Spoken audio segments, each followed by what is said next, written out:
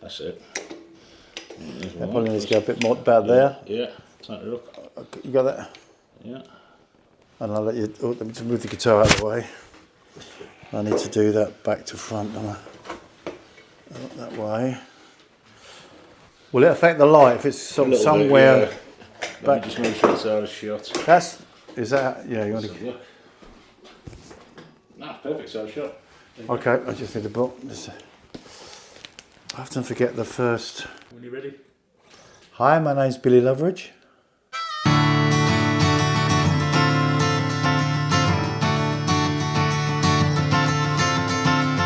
Dream is where this begun, awoken by a sudden bang, hottest of thoughts in my mind. I got up to find a pen, something I should mention. Should we meet again? Words to be kind. I could tell her my story of those former glories that made me the man that I am. I should be wiser as I go on to despise her for breaking my heart clear in two.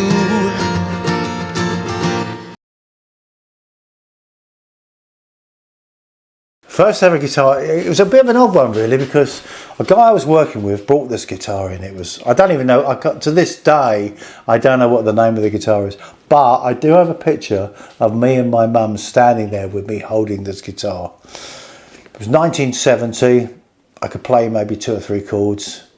About that time, I think just before that, David Bowie had come out with Space Odyssey, you know. That kind of thing. So I'd learnt a couple of chords. I was fortunate really, because at the time a number of the local lads could play up to a certain level. There would be guys that were really good. This guy called Paul King, what a guitarist, like Santana style, you know. I thought, oh, I can't do that. But then other guys were doing finger picking styles. They pick up from people like Leonard Cohen and so on and so forth, or Cat Stevens.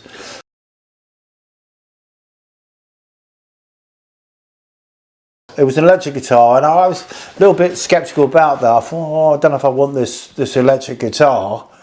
But the thing about electric and acoustic, electric guitars are easier to play for whatever reason. They're closer to the strings are closer to the fretboard. La la la, standard sort of technical stuff. But what sort of drew me more in was these guys that we used to be friends with in the park. Some closer than others.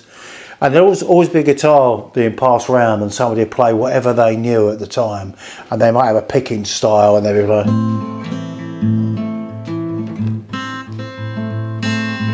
I could hear all this thing going on. I think, how do you do that? How do you play that? So I ended up buying a guitar out of a catalogue. It used to be a Freeman's catalogue at that time. So I bought this 12-string Echo Ranger, I think it was. 12 strings. I thought, oh, I couldn't cope with the 12 strings initially, so I took 6 strings off and started sort of playing with that. And then I take the guitar into the park, and Paul King will be playing. So I thought, oh, it's chords, I can do that. Right. Then I had a friend called Stuart, and Stuart would learn stuff like Django Reinhardt. And I thought, this guy's only got 2.5 fingers or 3 fingers or whatever. I've got a chance. I can probably do this.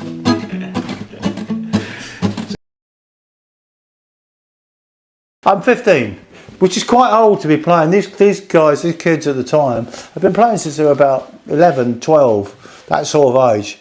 And they were quite accomplished with what they were doing. But then Stuart would actually score out like a tablature form of how to play certain songs. So then you got, I thought, oh, how do you play that?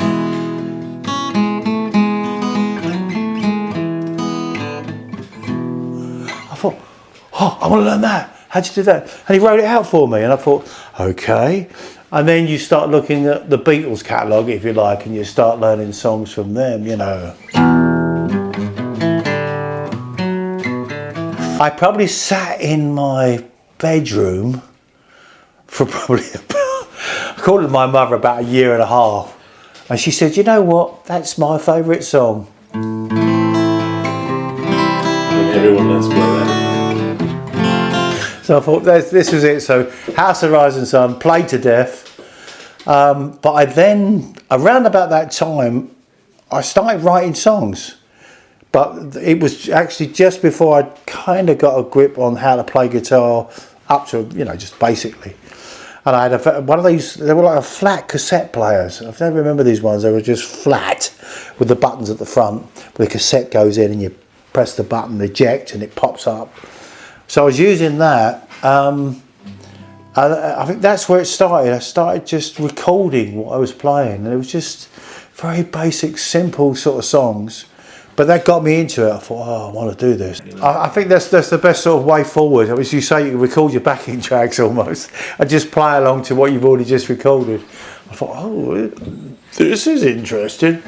Ironically, of all the people that I knew in the park at the time, we're talking 6 people, we sit in a circle and the guitar will get passed around, you know, I'm thinking, okay, how does this work? People would learn the songs at the time. And each time I'd pick up a song from them, and I started to get, I probably had, I don't know, maybe half a dozen chords or whatever, but most songs are written that way anyway.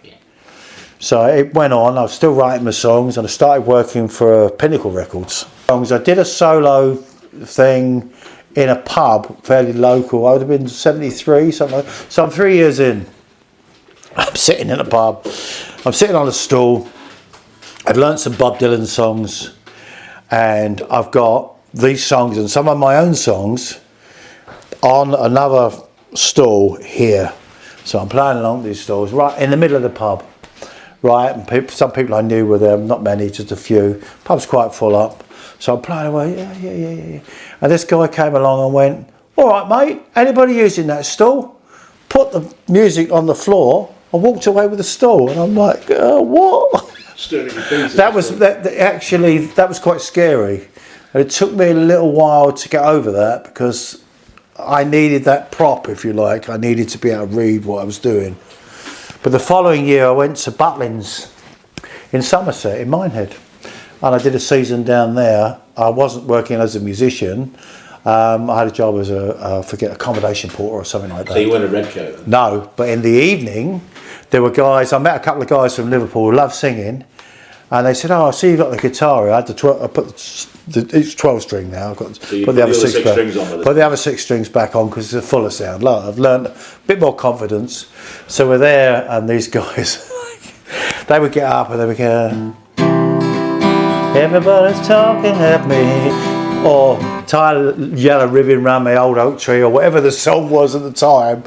I'd get the music from Bristol in the daytime, learn it, and then we would play. Most of the time I would be supporting them as a musician, just me and them. They'd sing it, I'd play it. But then a situation came up where I got a spot where I could do my own songs. But it was very basic. So how old are you at this point? 19, 20. Okay, so you're sort of 4 or 5 years into playing. Yeah, it was just that kind of simple song. So I played a simple song, and there are like 2,000 people in the room when you're playing. You start playing, and everybody claps you, and I'm thinking, oh, I like this. People like it. But you learn later on that people clap anything at Butlins. So I was sort of falsely encouraged to get involved. False economy. Yeah, basically. But I thought, yeah, this is good. This is good fun. So how did you do that for? I did the whole season, and then I came out of that, and then there was a spell where I was continually writing songs. I think the time when I was working, I can't even think what I was doing after when I came back, but I just continued writing basically. At that time, songs are pretty basic. They're not so clever. They're not. Well, they're not. You're learning. Point. It's part of the learning process. You've not lived a lot by this point, have you? No, I'm 20, 21 by this. I'm 21 and sort of learning.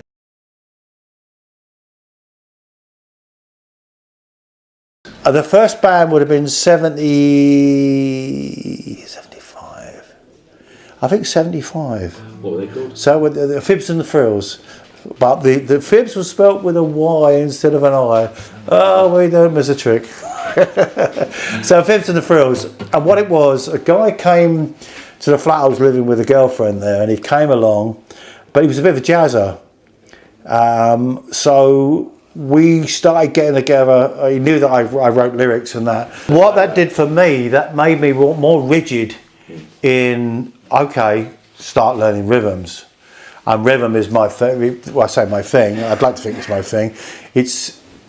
Rhythms are what I'm looking at all the time. I thought, I'm never going to be a lead guitarist. So that's what makes a song, is it not? Yeah. Take 3 chords. You should be able to play a song on an acoustic guitar. If it's any good, you should be able to play with an acoustic guitar. It doesn't matter how many chords, but it should work.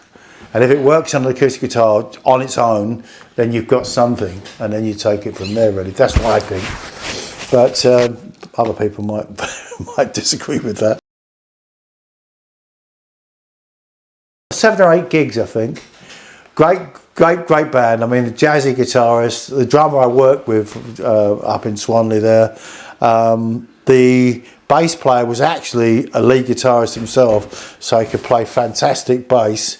I'm playing rhythm. But I had a great sort of story. The very first gig we did, we thought we want to make an impression. So what we did is I started experimenting with pyrotechnics. And what you do, you use your iron filings, your powder, and you mix them together. And I experimented. I put them on a dish.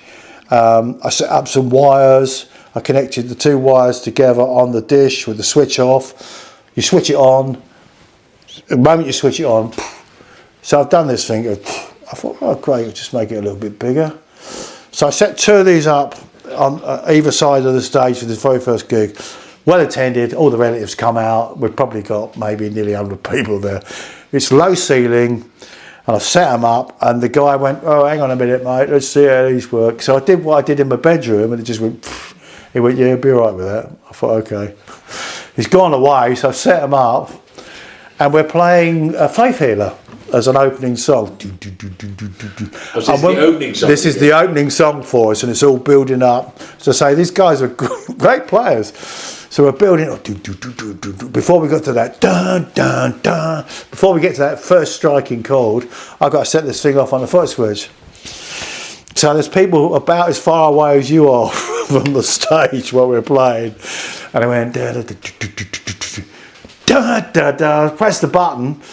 The place went with the flash, and then it filled full of smoke, and we had to abandon the gig on the first song and get everybody out because it was just full of smoke. Oh, dear. No eyebrows at this point. Well, it shocked a few people, but that was just the opening gig. It was you know, it wasn't perhaps funny for the people who owned the place, but it was funny to us. Don Dasry, not sure if that was his real name, but Don had played for a band, Ossie Bisa. So I've now got Ossie Bisa guy, I'm now working together with the bass player and me, and we're putting songs together. And he was very good at orchestrating.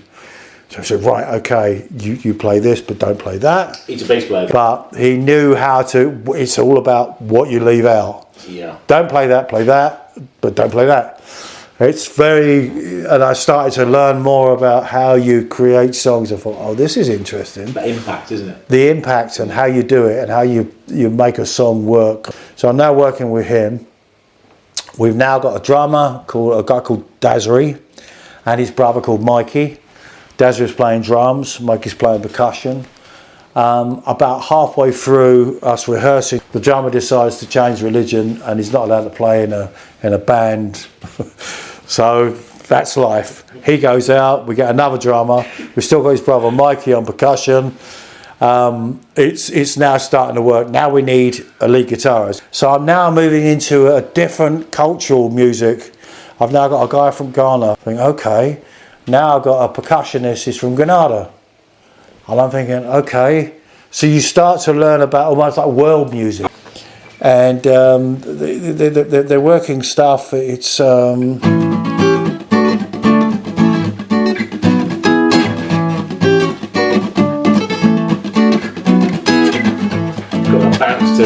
So I'm learning all these kind of different rhythms, which is adding to the kind of music that I'm trying to write. Absolutely. Within a band. And I thought, well, okay. You're a sum of your own experience. Yeah. So this again from him, because I was at a stage now where I'd learned, I'm now able to absorb much quicker with working with this guy, and it was just, we probably did 3 or 4 years. We got Dave, a guy called Dave Bevan involved, who's now involved with the Last Exit band as well, which is where we are now at that time. And what made Dave interesting is how he played guitar against what we were playing.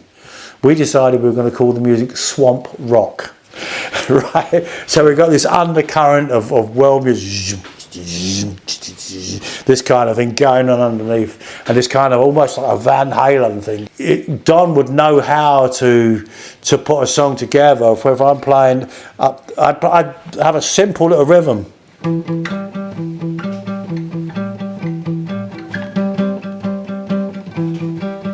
That kind of thing, right? So I'm playing.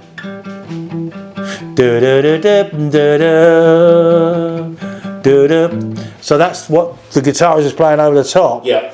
So I've got a simple thing going, which is great for me because I've got to sing the song. So, and then it's just, we started to sort of build on that. We played the Frigid Brixton. I remember playing that. We did some parties. We played the Cricketers, which is one of the best gigs ever. In Richmond? No, the back of the Oval. Oh, yeah. Around the back of the Oval. That was a really good gig. And several other gigs that we did do. And then we started doing a residency at the Flag in Wembley. But somewhere along the line, Dave decided to leave, and we were left without a lead guitarist. Although we carried on, did a couple of gigs without him, it just wasn't the same, really. No. Then the bass player decided to go to America. This is Don Dasry, with the Ossie Bisa guy. He disappeared to America. Got another bass player in, and it kind of didn't work. We'd lost the dynamic of how, of where we were going. We got a deal. We did originally get a deal with Greensleeves. Now, Greensleeves are essentially like a reggae label, if you like. But they took to us, and we were talking about three black guys and 2 white guys. The demographic kind of worked. They thought, oh, we're interested in this. Oh, okay, this would be good. But while we were rumming and ahhing with the deal, because it was a 5-year deal, I think an album a year, something. And then the advance wasn't enough to. There was 5 of us in the band. It wasn't enough to support us, really.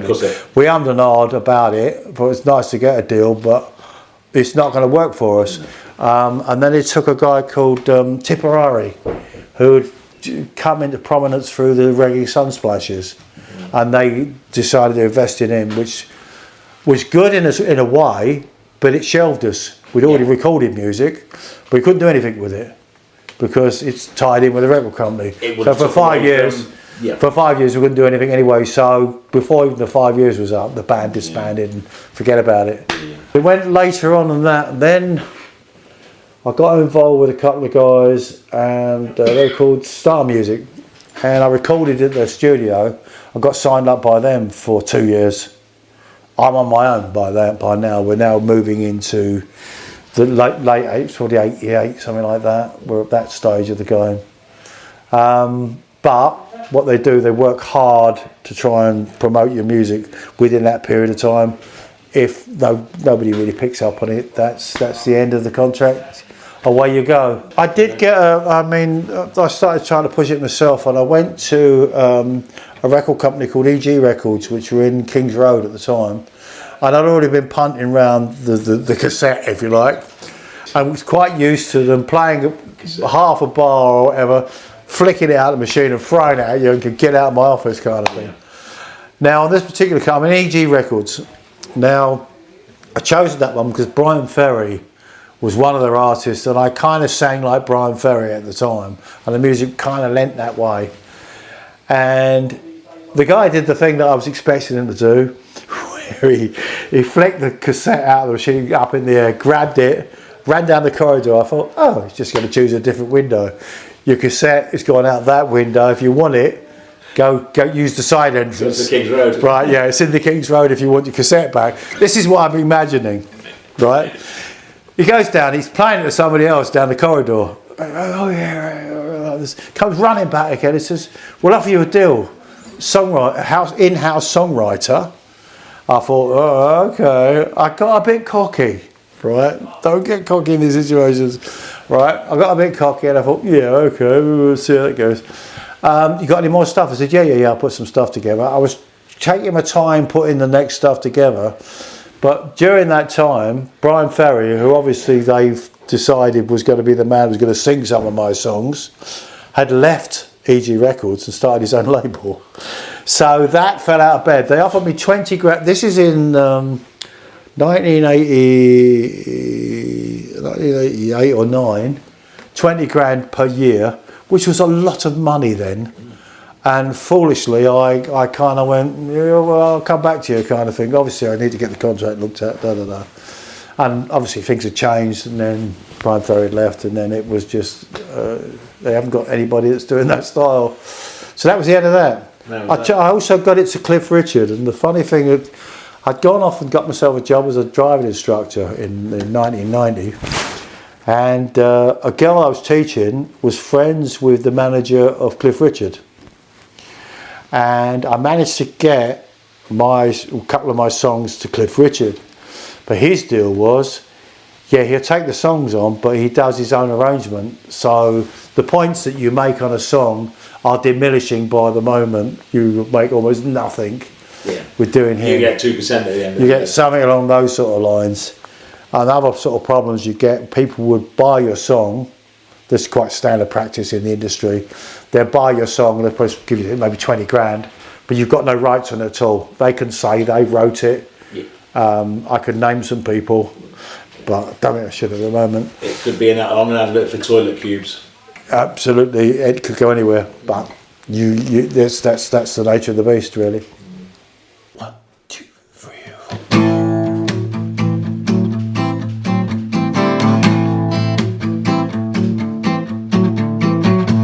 I took a train and I headed south. Spent my days living hand to mouth. My attitude, what I couldn't care less. Having fun was my only quest. I never thought it through, I guess. I'm living hand to mouth. Terrible mess, Corrine.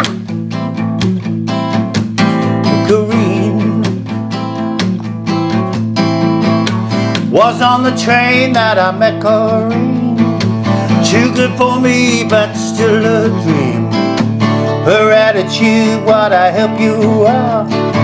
I fell in love for a while, no doubt. Before I knew what it was all about, I'm on a plane going home. Bless I shout, Corrine. Oh, Corrine. Whoa, whoa, where the river flows, Corrine. Just take a piece of my heart wherever she goes, Corrine. She got the one for a summer breeze. You're entwined in my memories. Oh, yeah, Corrine. Oh, Corrine.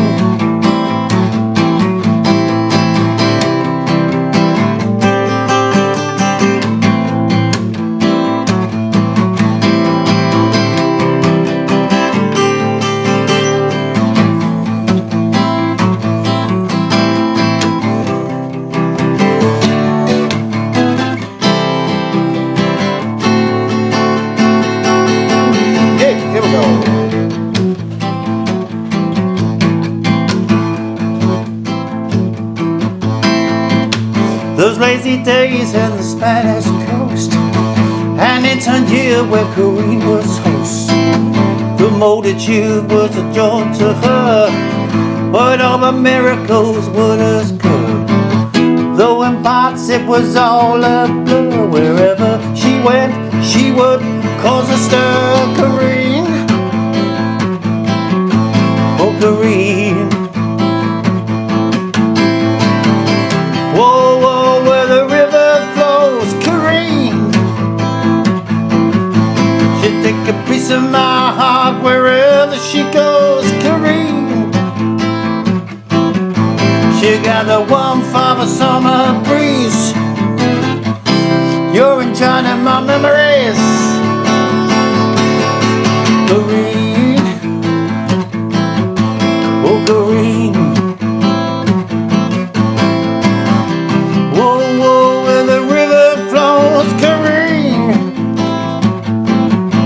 Just take a piece of my heart wherever she goes, Corrine.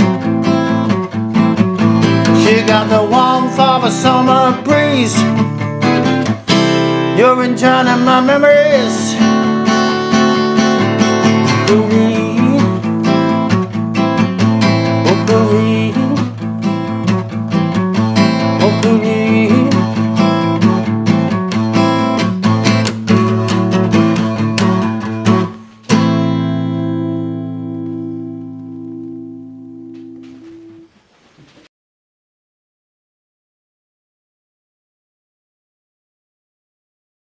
We decided to get on this coach, and we're on the coach. Corrine's already on the coach, but we don't know her at this time.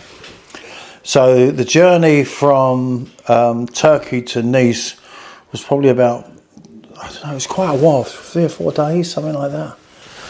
And we got to know Corrine. She's really quite a funny girl, Spanish, quite a funny girl. And we got to Nice, and she wanted to go to, her parents lived in, let me think for a minute, Barcelona. Lived in Barcelona. She said, look, I want to go down to Fungarola, which is halfway down towards where you're intending to go. I'm going to run out of money fairly soon. Can you help me out here with some monies? And we got to know her quite a bit by then, and we thought, yeah, genuine person. We both agreed. So we basically funded her. We get down to Barcelona. In Barcelona, she said, look, I've got to go back to my parents, but my friends live here. They'll put you up for the night. That's another little story, really, because these people were from Barcelona, so they knew all the right places to go for entertainment and everything else. We had a great night.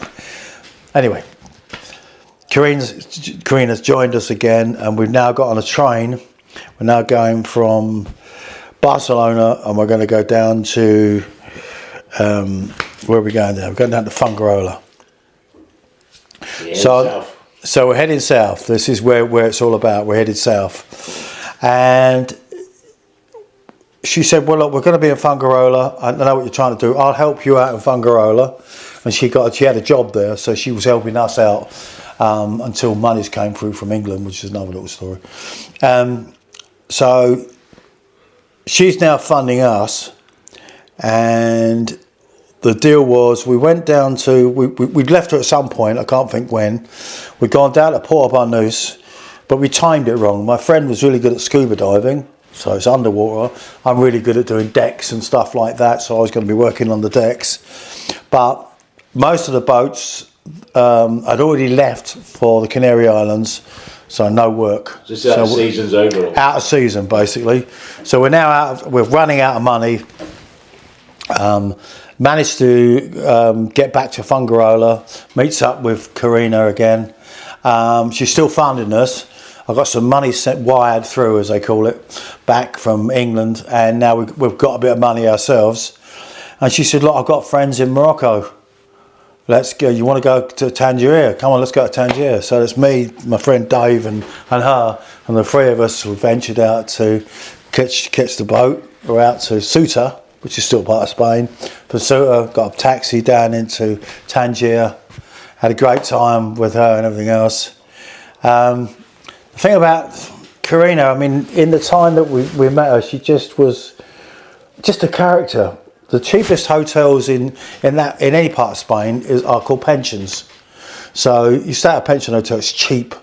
So we booked in the two of us, but Corrine, she was quite an athletic girl actually. She shinned up the drain pipe to get into the hotel in the room.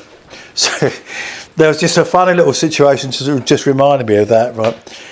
What the woman used to do in the morning that ran the pension, she'd knock on the door, right, and something in Spanish, and then she'd open the door. We knew that was her ritual, but Corrine was in the room with us. She was actually in Dave's bed, my friend's Dave's bed, So the knock on the door, she's under the covers. So she's under the covers like David, sitting there like that. Hi. She said, your breakfast will be ready at such and such. Thanks very much. Right, it's carried her underneath, shin back down the train pipe. Oh, she's just such a character. Yeah, she just made an impression. She just made an impression on me as a person. As time went on, it was time to go back to England. We were running out of money. We weren't making anything cash-wise, so time to pack up, go back to England. My friend had already gone, but what I loved about Corrine, I got very ill, some sort of flu virus or whatever, and she stayed with me for probably about 3 weeks or whatever, just to keep me warm, making sure I was like this, really shaking and in a mess. And those were the days when people would do have a return ticket, and you could post your ticket in a bar, and you just changed the name. It didn't matter. It was in the days when it wasn't as strict as it is now. Didn't need anything like that. You just changed it. You change your name on it, or they were more transferable. Yeah. So I had to wait maybe 4 or 5 days before my flight came up, and she just looked after me. Really, just made an impression. The end of that story is really we'd gone back to England, and probably about 6 months later, it must have been longer than that. I say maybe 10 or 11 months later, we'd gone back to Fungarola, and we got in contact with her, had a number. My friend Dave called her and said, "Yeah, you're okay." But at this time, she'd had a child. Okay. It wasn't one of ours. She'd had a child, and it's very strict in Spanish society, and she's with her parents, and they wouldn't let her come out and meet us, which is really sad for the end of the story. But you know, she stayed in my memory, and that's really why that's sort of in the song. You know, you always remember her. Yeah. Yes, she was really something. Yeah. Corrine. Slices of Bounds. What was happening? We had a squat quite close to where we were all living, was sort of the Bromley-Bickley area, and it was squatted by members of what was going to be Splodgeness of Bounds. Now I knew this guy called Mick English, and he invited me up, and we were kind of doing, I don't know, Hendrix stuff, you know.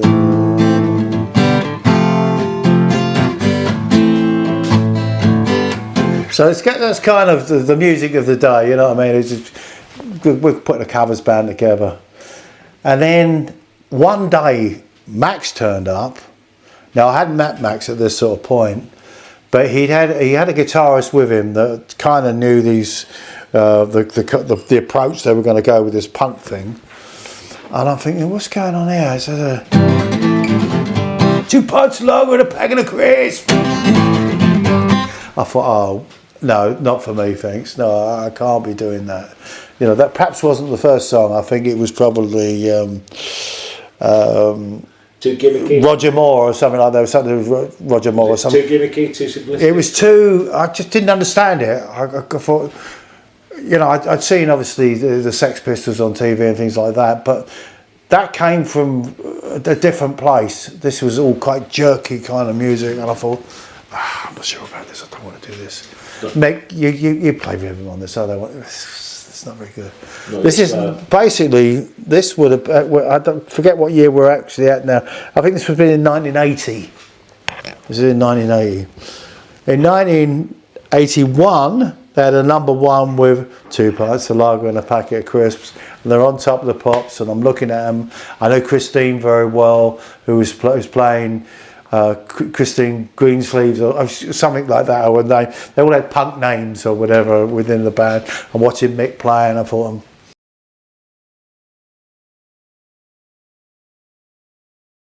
So you're on to something a bit more serious now. So you get into the AC/DC tribute band, one of my favourite all-time bands. Okay, so we're back up into.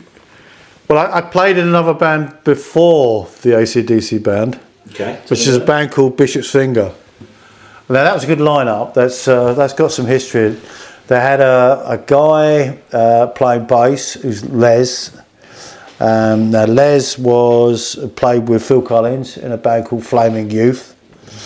Les Mannering, And then we had a keyboard, no, we didn't have a keyboard player in that band, no. Nick Wood played guitar, and he'd been playing with the blues band, one of the early incarnations of the blues band. The drummer played with Patti Boulay, of all people. We're still great friends even to this day, but he played with her. So I got those, and I'd gone to audition for them. They had another guitar player playing rhythm, and I was just due to turn up and just sing. So they threw a few songs at me, and I sang the songs, and I went away, heard nothing. And I had the bass player's number, and I rang him up and I went, what's happening? He said, well, you know, blah, blah, blah. We decided to go, there was another guy doing like a sort of rock and roll thing. I thought, okay. He said, we decided to go with him. I said, well, yeah, with due respect, I think I'd be a better match for what you're going to be playing. Try and do it. So they allowed me, or the bass player allowed me to go for another audition with the rest of the band going, why is he here? They're all doing this thing like, what?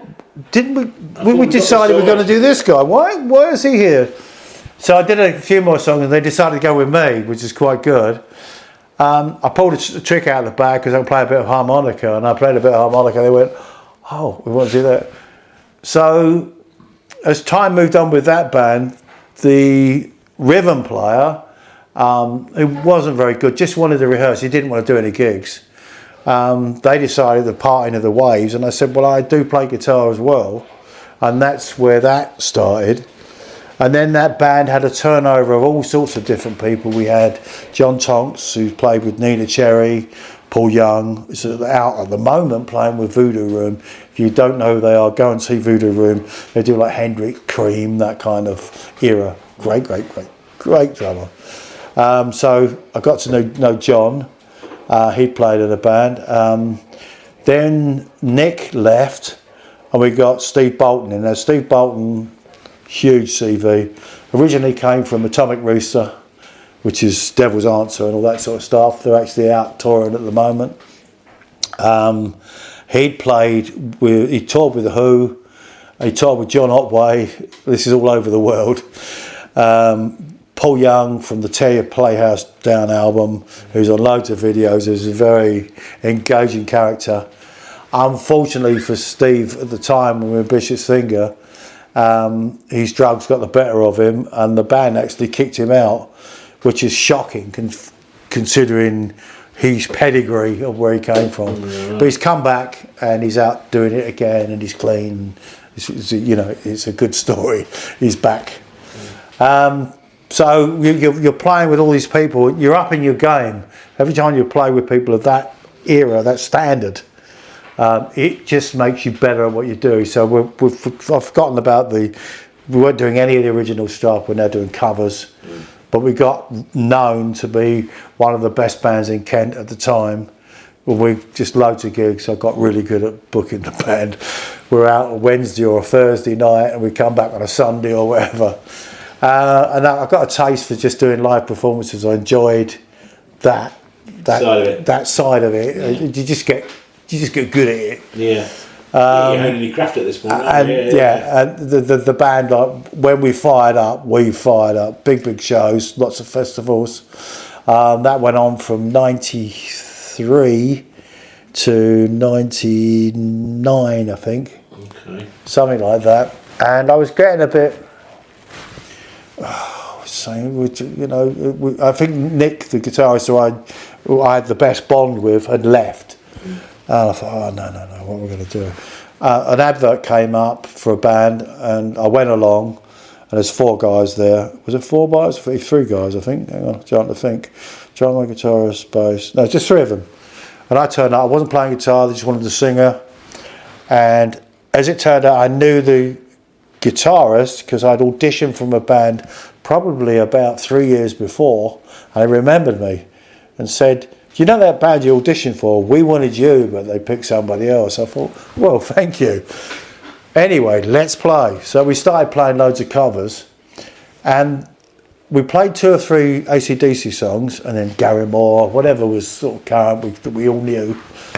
And I said, what do you think? And I said, I'm already in a covers band that, with respect, are better than you as a covers band, but what you're really good at is AC/DC stuff. If you want to do an AC/DC tribute, which is the big thing at the moment, I'm in. And that's how that started, and we just started rehearsing 4 or 5 songs. We'd rehearse 4 or 5 songs at home, go to the rehearsal studio, pin those. We started building up originally on Bon Scott music, the early AC/DC stuff, and that's my forte. That's what I was good at. Yeah, high voltage, all that.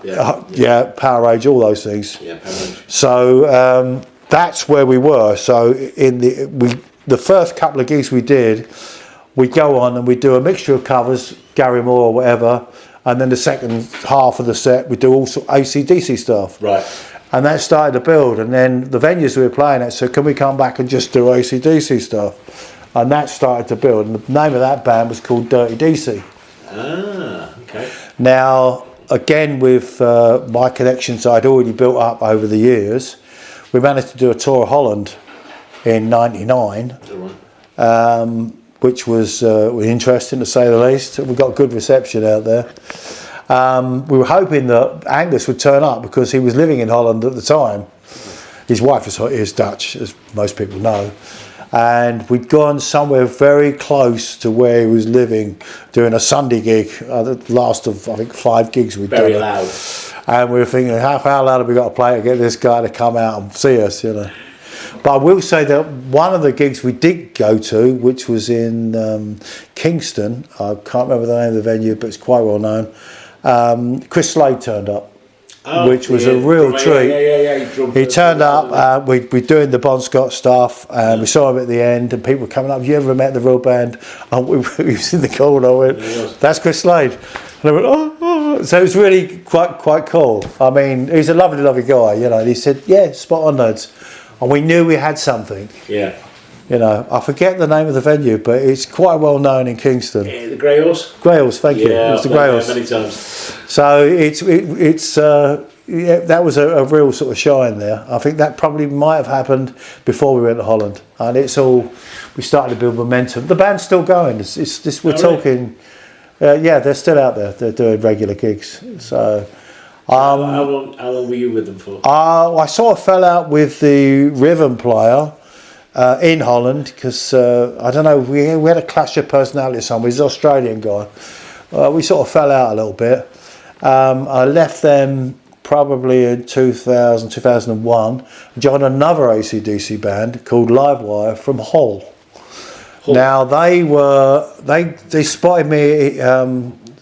I don't know how they got my number, but they got my number. They rang me up and said, you know, we cover a couple of gigs, just like a depping kind of situation. I said, well, if it's Bon Scott stuff, I can do it.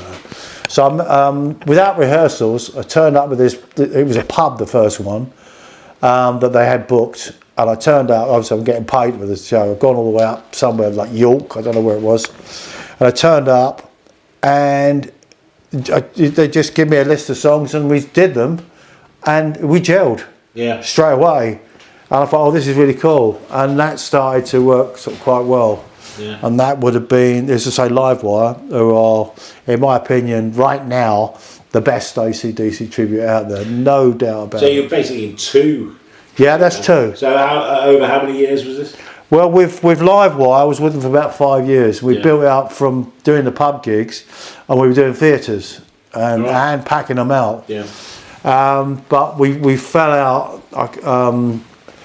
They didn't believe at the time that we could transfer from where we're doing gigs, just standard gigs, to theatres. And I said, well, I've got it all booked, lads. You know, I've got a whole tour, a whole calendar full of gigs. Yeah. We're on.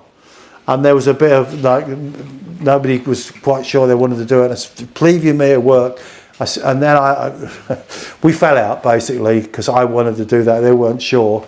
In the end, I ended up going on a sabbatical. I went off for about a month. Somebody depped for me, and when I come back, it was all over. They'd gone with the guy, gone to do their own thing, and they did very well at the theatres. The bands, they're not doing as well now as they were back then, but as I say, numbers of gigs. That's partly to do with the pandemic, has caused all sorts of problems. A lot of the venues are shut down, blah blah blah. But no doubt about it, the best band. So how do you feel about the rest of the guys who, you know? I got over it. I was upset at the time, as most people are in those sort of situations, because I was managing it, so that's part of the problem. Our success, I felt, was in part due to my input. But I did join another band called Whole Lot of DC, and I started winning back some of the gigs that I'd done before with them. Which caused animosity, of course it does. You're all battling for the same bigger shows. You're in the same market. Yeah. But I said to this final band, the Whole Lot of DC, look lads, I've been doing this a lot of years. I mean, it was basically, I wasn't doing anything else for 8 years. I'm doing just AC/DC music, I said. You know, it's taking a toll on me, all the gigs and everything else, and the distance. They were from Birmingham, the Whole Lot of DC. I said, look, we can train somebody up. So I said, look, I was going to stay for a year, but I stayed for 18 months. Got this guy, Aaron, his name is, got Aaron in. I said, look, Aaron, blah, blah, blah. But what's going to happen is the last 3 or 4 songs, I'm going to introduce you. You sing the last few songs. Do one with me, half and halves, and then you do the last. This is Aaron. I'm retiring at the end of the month, or whatever it is I'm talking about. This is your new guy. And he did well. He's still with them. Right. Now, I packed up with them probably, last gig I did with them was probably 13 years ago, something like that. But yeah, they're all doing fine. And that was... regrets? No. I mean, it was good at the time. Some very funny things happening, you know. It's good fun. But AC/DC music, you can't go wrong with. Because everybody knows their music. We had one of the best gigs I remember. We were invited down to Milton Keynes, not the Bowl, to one of our regular venues, and the guy went, we've got AC/DC coming tomorrow, you give me a few days notice. He said on the Thursday or something, I've got a load of 150 Germans coming over, and they want some entertainment the night before. Can you guys come down? I said, well, yeah, did the ring round. Yeah, we can come. So we turned up on the Wednesday. It's rammed, this place, right? We did our set. Every song, whatever he started off with, I'd sing the first couple of bars and they sang the rest. Germans are just absolute fanatics. Well, they're very efficient. Loyal band fans, they really are. So... 2 things happened there. They sang all night. It was one of the best gigs ever. And the landlord was saying, I've run out of beer. I drank the place dry. It was fantastic. It was really good. It's good to get that response that you felt part of it. You know, you've got all these real hardcore fans that are just loving it. You know, it was just like, we felt that we not made it, that's the wrong sort of word, but we were appreciated by what we were doing. Well, that's what it's all about. Yeah. At the end of the day, you want to play a show and you want to be appreciated. 2, 3, 4.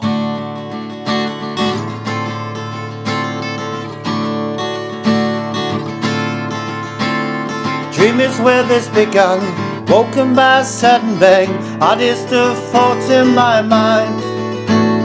I got up to find a pen, something I should mention. Should we meet again, words to be kind. I could tell her my stories, my former glories, made me the man that I am. I could be wiser, as go on to despise her, breaking my heart clear in two. 4 in the morning, I'm out in my car, down on the coast by the sea. The backdrop is changing, the flowers are spring, the wind's crossing over the leaves.